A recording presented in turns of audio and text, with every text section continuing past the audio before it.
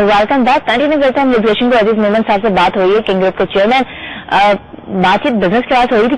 Cotton yarn का issue जो main आपने कहा कि ये इफेक्ट करता हुआ नजर आया।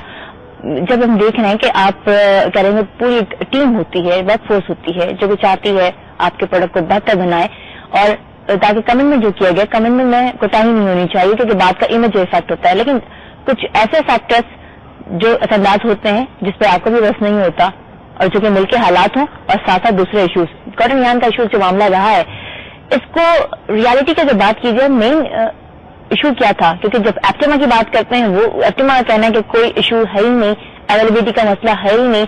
जब आपकी डिमांड होती है, अवेलेबल है या नहीं है? देखिए ना, दो बातें हैं, एक तो अवेलेबल होना और दूसरा एट द राइट प्राइस।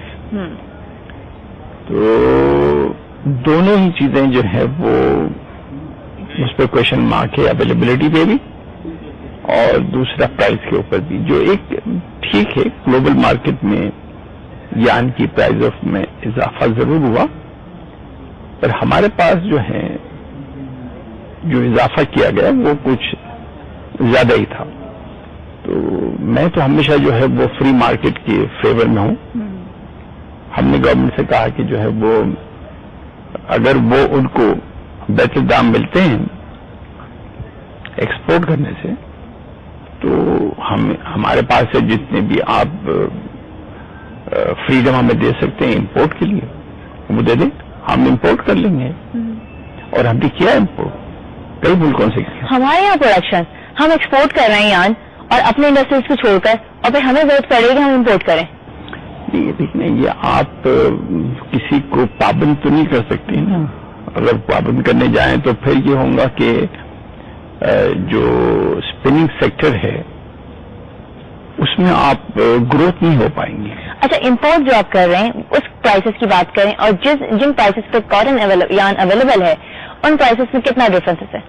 नहीं, ये डिपेंड करता है। मैंने जैसे बताया कि पहले तो अवेलेबिलिटी की बात है कि वो जो जिस हमें काउंट का यार्न चाहिए वो अवेलेबल है या नहीं है। दूसरी बात ये कि किस प्राइस पर अवेलेबल है। दोनों चीजों को देख करके हमें जो है वो अगर बाहर से मिलता है हम इंपोर्ट कर लेते हैं। अच्छा, लेकिन पाकिस्तान में जैसा कि लिमिटेशन की बात की जा रही थी, बाद में लगाई भी गई थोड़ी सी, लेकिन काफी देर बाद लगाई गई। आपके ख्याल में लिमिटेशन शुरू से होनी चाहिए? लिमिटेशन अभी कोई ऐसी खास नहीं लगी है, इतनी कोई। लेकिन मीटिंग रही, डिस्कस किया गया कि हाँ, लेकिन वो लोग बात इम्प्लीमेंट नहीं होता, मीटिंग से नहीं, बल्कि उसके साथ में अगर ये होता कि जो उनको एक्सपोर्ट करके इंसेंटिव मिल रहा है, तो वो अगर गवर्नमेंट उनको ये इंसेंटिव दे देती for supplying to the local export houses, तो उसमें जो है वो बेहतर होता। यार्न के मामले में कितना इफेक्ट किया है, इसका कितना असर पड़ा? बहुत ज्यादा। अच्छा, टारगेट की बात करते हैं, प्रोडक्शन स्ट्रेंथ की भी बात कीजिए। ओवरऑल अभी अगर आप देख रहे हैं कि ये सारी अगरचे इस वक्त जो हमारी गारमेंट की एक्सपोर्ट जो है वो 3-4 बिलियन से क्रॉस नहीं करती है, जबकि हमारे सामने देखते देखते बांग्लादेश की गारमेंट की एक्सपोर्ट आज $13 बिलियन पर पहुंच गई है।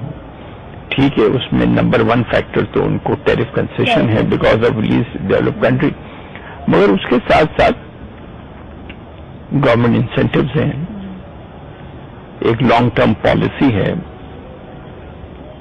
स्किल्ड लेबर है अवेलेबल, एजुकेटेड लेबर है, और ये सारी चीजें जो हैं वो होने से भी बहुत फर्क पड़ जाता है। फर्क पड़ा है। लेबर की बात हो रही है, कुछ ह्यूमन रिसोर्स की बात करें। ह्यूमन रिसोर्स के मामले में कहाँ का डेफिशिएंसी आप देख रहे हैं, कहाँ का वीक पॉइंट्स देख रहे हैं हमारे यहाँ पाकिस्तान में स्पेशली?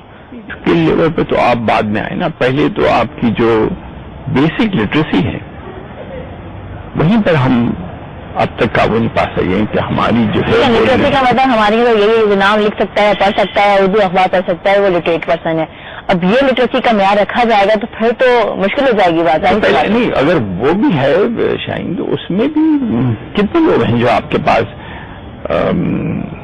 नाम लिख लेते हैं, अब अपना नाम पढ़ सकते हैं।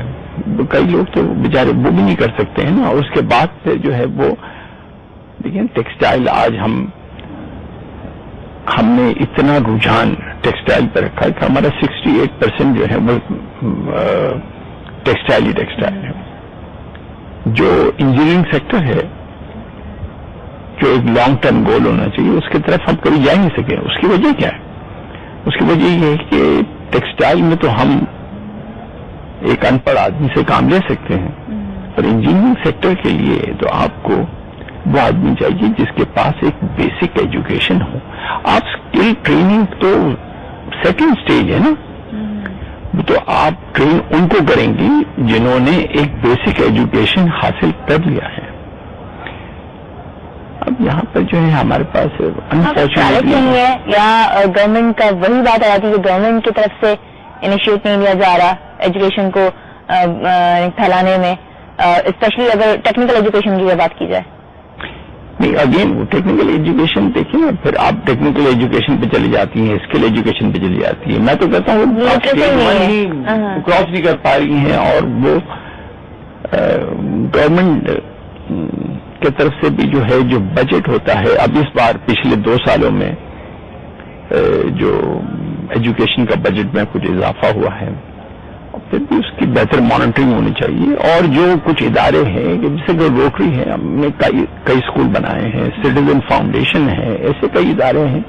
जिस रेट से पॉपुलेशन है, तो जिस तरह कि आप मुख्तलिफ फोरम पर काम करते रहे हैं, आपका अपना कंट्रीब्यूशन रहा है, जब आप अपने फील्ड के किंग हैं, तो आपने ये नहीं सोचा एजुकेशन, चूंकि वैसे अगर आपके सॉफ्ट पहलू जो है हेल्प करने का, सोशल वर्क का आपके पास है, आपका कंट्रीब्यूशन भी है, तो बड़े लेवल पे क्या जाए, कुछ अपने जैसे लोगों को और साथ मिला लिया जाए? नहीं, ये देखिए, जिस लिहाज पॉपुलेशन है उस लिहाज से वर्कआउट जो है उस पर काम ज्यादा हो। नहीं, देखिए, जो हम लिटरेसी के लिए बहुत काम कर रहे हैं, यहाँ नहीं पूरे मुल्क में, यहाँ बल्कि जिस वक्त आजाद कश्मीर में अर्थक्वेक आया तो हमने वहाँ बड़ा काम किया, वहाँ बहुत स्कूल्स बनाए, और वहाँ पर मैं आपको बताऊं कि जो एक स्कूल बनाना है, एक जो बने बनाए स्कूल में अगर उनका म्यार बेहतर करवाना, अगर ये मकसद हो जाए तो क्या बात होगी? वो देखिए ना, वो भी कर रहे हैं, स्कूल मैनेजमेंट है, स्कूल टीचर्स ट्रेनिंग का है, उसकी तरफ भी हम काम कर रहे हैं। और फिर जो है वो सिर्फ आपका लिटरेसी नहीं है, आपका हेल्थ केयर भी है। आपके जो है वो बच्चों को प्रॉपर वैक्सीनेशंस मिलें, और अभी चाइल्ड मोर्टेलिटी एक बड़ा इशू है इस हमारे लिए कि जो है वो आप गांव में जाकर के देखें तो कुछ भी अवेलेबल नहीं है। अच्छा, अभी फोकस करते हैं आपकी इंडस्ट्री पर, तो जो लेबर्स हैं आपके, जो आपके वर्कर्स हैं, आपके जो